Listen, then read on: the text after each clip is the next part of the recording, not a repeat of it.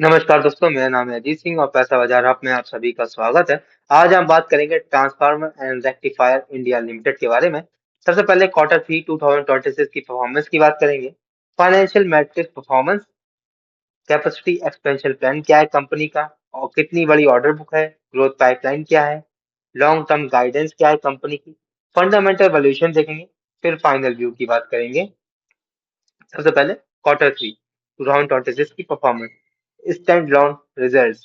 Company का revenue है 704 करोड़ का, इबिट्टा है 114 करोड़ का, इबिट्टा मार्जिन है 16.19% के और पैट है 71 करोड़ का। पिछले क्वार्टर 2 में कंपनी का रेवेन्यू था सिर्फ 428 करोड़। उसके बाद क्वार्टर 3 में एक अच्छी खासी जंप आई है, तो ये पॉजिटिव चीज है। फाइनेंशियल मैट्रिक्स की बात करें, मार्केट कैप है 7,976 करोड़ की, करंट प्राइस है 266 का। 52 वीक रेंज की बात करें, 224 लो है और 595 high. PE ratio 29.9, book value 44.8, dividend yield 0.07%, return on capital employed 28%, return on equity 23.4%, face value 1 rupee की। फाइनेंशियल परफॉर्मेंस देखें लास्ट 5 ईयर की, तो रेवेन्यू 2021 में 742 करोड़, फिर लगातार बढ़ रहा है। बस 2024 में गिरावट हुई, 1291 करोड़ पर आ गया, लेकिन 2025 में फिर कमबैक हुआ अच्छा खासा और 2017 करोड़ पर आ गया। प्रॉफिट ग्रोथ की बात करें तो नेट प्रॉफिट 2021 में था 8 करोड़ का, वहीं 2025 में हो गया है 216 करोड़ का। काफी अच्छी ग्रोथ हुई है। अगर हम आसान भाषा में समझना चाहें तो 2021 में शेयरधारक 27 पैसे कमा रहा था, वही शेयरधारक 2025 में कमा रहा है 7 रुपए 14 पैसे। ऑपरेटिंग मार्जिन भी देखें तो 2025-21 में 9% के थे, फिर लगातार इंप्रूव हो रहे हैं। बस 22 में गिरावट आई थी, 9, 10, 16 और 2025 में 16% पर पहुंच गए हैं। ये भी पॉजिटिव चीज है। कैपेसिटी एक्सपेंशन प्लान की बात करें, करंट कैपेसिटी इनकी टोटल है 40,000 एमबीए, मोरैया में है 27,000 एमबीए, गोदर में है 12,000, उद्योग में 1200 एमबीए। फ्यूचर एक्सपेंशन प्लान 2026 से 27 का है ये। चंगोदरा में 15,000 प्लस एमबीए लेके जाएंगे क्वार्टर 1 2027 में, और मोरैया में 22,000 एमबीए प्लस लेके जाएंगे क्वार्टर 2 2027 में। तो ये पॉजिटिव चीजें हैं। टोटल कैपेसिटी की बात करें, टारगेट की, तो टोटल कैपेसिटी का टारगेट है 75,000 एमबीए का टारगेट है। प्लांट यूटिलाइजेशन की बात करें तो कंपनी यूटिलाइज कर रही है अपना 80% कैपेसिटी से। ऑर्डर बुक और ग्रोथ पाइपलाइन की बात करें, क्वार्टर 3 में ऑर्डर इनफ्लो हुआ है 665 करोड़ का।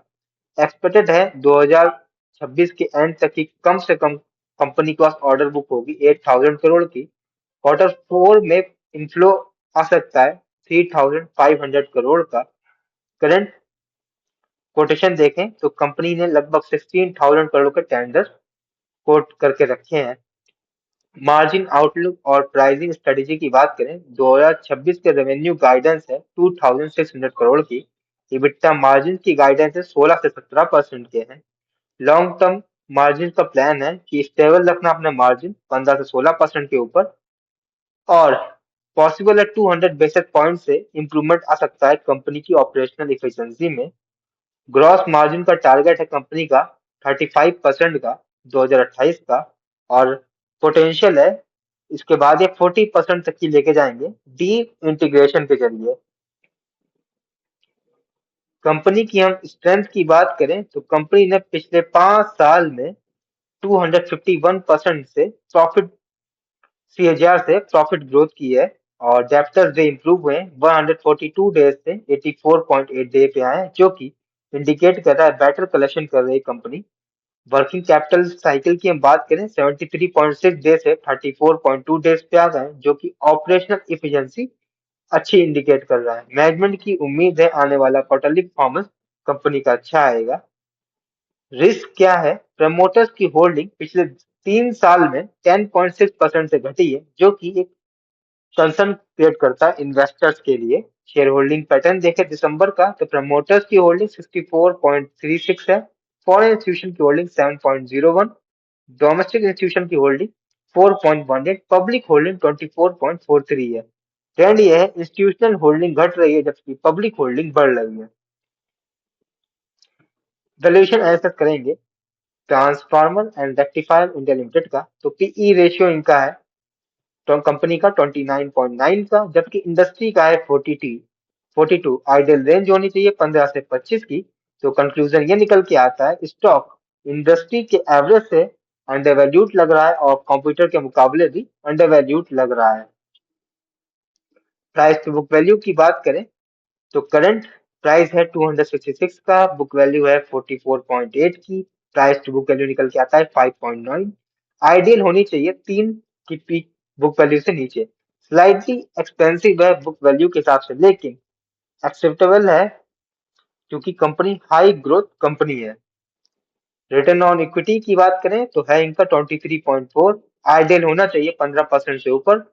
तो वेरी स्ट्रॉन्ग प्रॉफिटेबिलिटी है, कंपनी जनरेट करती है गुड रिटर्न शेयर होल्डर्स के लिए।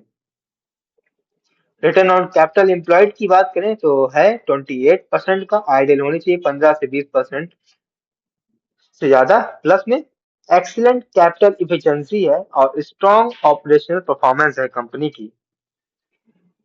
डेप्थ एंड इफिशिएंसी इंडिकेटर्स देखें, डेप्टर्स से इंप्रूव हो रहे हैं 142 डेज से 84.8 डेज पे, वर्किंग कैपिटल डे भी 73.6 डेज से 34.2 डेज पे आ गए, जो कि इंडिकेट कर रहा है ऑपरेशनल इफिशिएंसी कंपनी की इंप्रूव हो रही है बहुत ही अच्छी तरीके से। ओवरऑल हम बात करें तो पीई रेशियो इंडस्ट्री के मुकाबले काफी कम है, जो कि अट्रैक्टिव वैल्यूएशन इंडिकेट कर रहा है। रिटर्न ऑन इक्विटी और कैपिटल एम्प्लॉयड बहुत ही स्ट्रांग है, हाई प्रॉफिटेबिलिटी इंक्रीज कर रहा है। ऑपरेशनल एफिशिएंसी कंपनी की इंप्रूव हो रही है। प्राइस टू बुक वैल्यू देखें तो थोड़े से हाई दिख रही है लेकिन ग्रोथ एक्सपेक्टेशन जो को इंडिकेट कर रहा है। फाइनल व्यू है फंडामेंटल स्ट्रॉन्ग कंपनी है, ग्रोथ पोटेंशियल भी है पावर इक्विपमेंट में और ट्रांसफार्मर सेक्टर में। तो ये वीडियो हमारी सिर्फ और सिर्फ एजुकेशनल पर्पज पे थी, कोई भी बाई सेल की रिकमेंडेशन नहीं है। कोई भी निवेश करने से पहले अपने वित्तीय सलाहकार से बात करें। अगर वीडियो पसंद आया तो लाइक करें, शेयर करें, सब्सक्राइब करें। अगर आप किसी स्टॉक सेक्टर या फिर म्यूचुअल फंड के बारे में जानना चाहते हैं तो उसका नाम हमें कमेंट सेक्शन में मेंशन कर सकते हैं, ताकि नेक्स्ट टाइम हमें जब भी मौका मिले तो हम उन टॉपिक्स पर बात कर सके आपके और हमारे साथ। धन्यवाद।